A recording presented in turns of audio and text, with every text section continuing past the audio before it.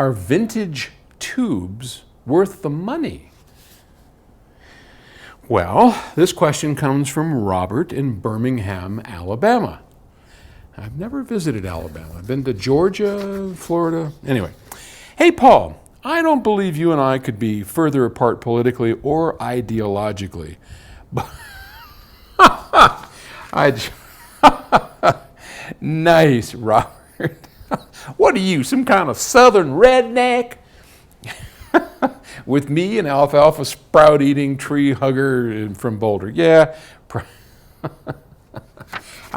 There's this one fella out of Texas who I have, Thomas. And Thomas, Thomas is, about as ideologically and everything far apart from me. And yet we have developed quite a friendship. I adore the guy. He's super smart, and it's what a hoot. Anyway, we just kind of stay away from politics. Anyway,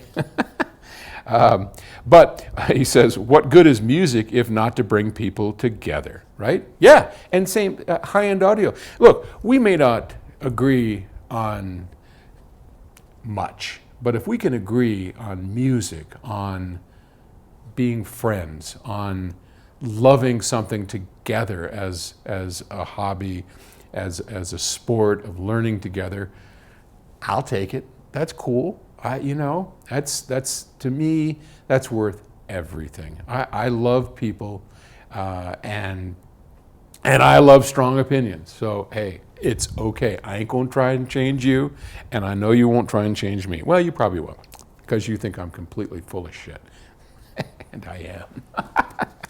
All right, my question is about vintage or NOS, new old stock, if you didn't know what NOS stood for, tubes, versus new production units. Are vintage tubes really that much better than ones that are currently being produced? My integrated amp has tubes in the preamp section, and I'm considering replacing them with vintage NOS ones, but the prices are crazy high. And for the money I'd pay for these tubes, I sure could buy a lot of new vinyl. You're my favorite vegetarian. And I'd love to know your trusted opinion on this. Thanks for all you do. Oh, thank you. That made my day. Thank you. And if you're ever around, I'll poison you on some vegetables if you show up and give you a great tour. Love to have you come by. Are they worth it? Oh boy, that's a can of worms. Look, our good friend Kevin Deal over at Upscale Audio has probably more tubes than Carter's got pills. That guy's got a warehouse full of tubes. And what's cool about tubes is that each type of tube, and remembering that a tube is a valve amplification device, like a transistor, but just different, has a tremendously different sound to it. A 12AX7, a 12AU7 sound, and a 6DJA. I mean, all of those kinds of tubes, and I'm no tube expert. You ask me about transistors and I'll tell you all day long. I've grown up with tubes. I love tubes. We use tubes in our power amplifiers.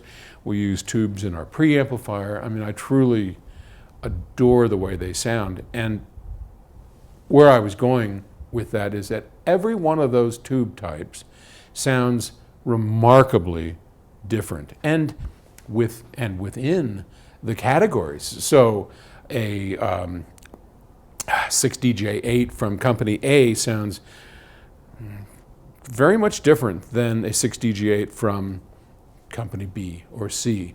And it's kind of like vinyl.